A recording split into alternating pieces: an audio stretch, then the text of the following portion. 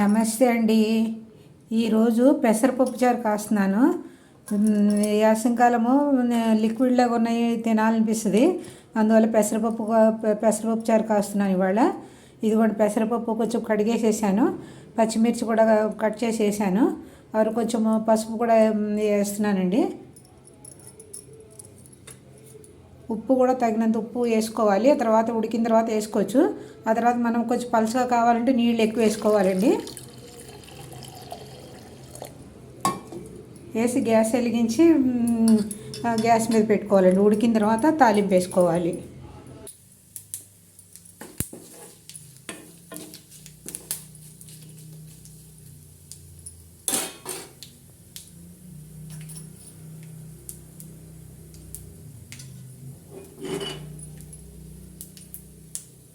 ఇదిగోండి పప్పు, ఉడికిన పప్పు ఉంది కదండి పెసరపప్పు, ఇదిగోండి తాలింపులు వేసేస్తున్నాను.